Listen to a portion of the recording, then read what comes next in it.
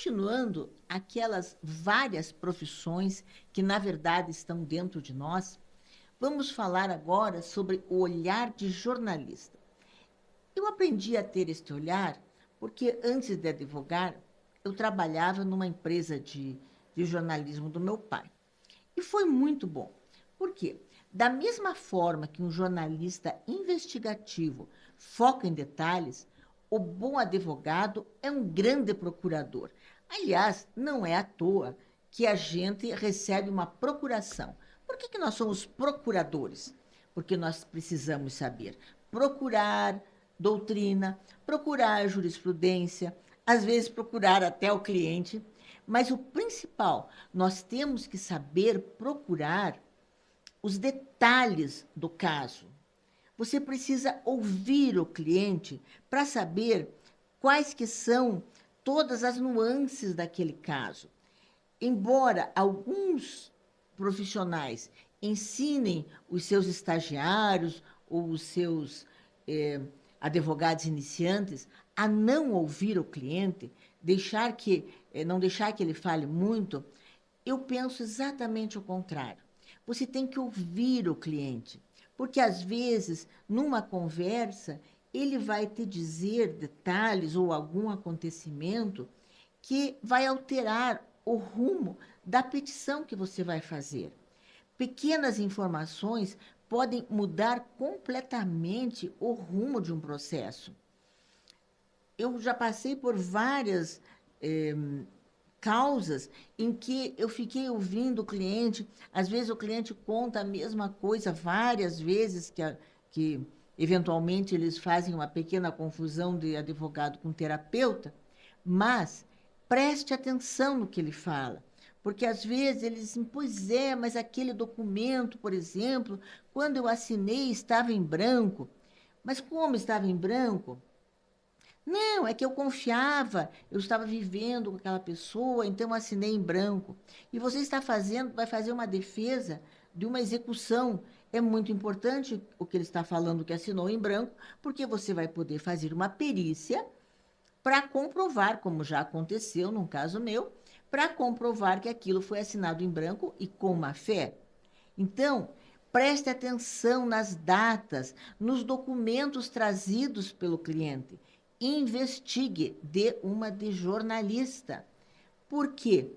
Às vezes, aconteceu, por exemplo, um caso no meu escritório, que o cliente trouxe para fazer a defesa de que não podia pagar tanto pensionamento, alguns documentos de farmácia que tinha lá, os filhos tinham 8 anos, eram gêmeos de 8 anos, e tinha lá uma receita de um remedinho azulzinho lá, que eu não me lembro o nome, é, como é que é o nome daquilo, gente?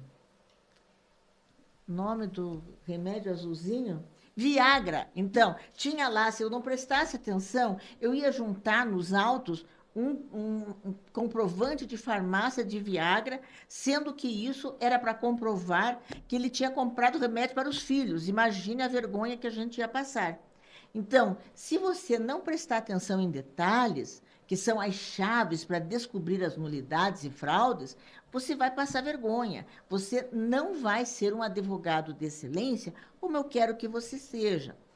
Leve em conta que quem ganha o processo, isso é muito importante, não esqueça. Não adianta o teu cliente ter razão. Quem ganha o processo é quem tem provas. Se você não tem provas, se o teu cliente não tem provas, vai ser a palavra dele contra a palavra da outra pessoa. E quando não existe a inversão do ônus da prova, você vai perder o seu tempo se você estiver do lado do autor. Preste atenção, não esqueça, o detalhe que ninguém vê a não ser você vai decidir quem ganha e quem perde. Você não terceirize isso para inteligência artificial ler o processo, ler os documentos. Isso serve, sim, para processos em massa, para direito, eventualmente, do trabalho, direito previdenciário, mas se você for trabalhar com uma advocacia personalíssima, com certeza, isso não vale para você. Embora todo mundo te ensine a delegar, a mãe jurídica fala o contrário. Porque se você quer ser um advogado realmente combativo, você tem que saber tudo que tem do processo, todos os documentos, você tem que analisar pessoalmente.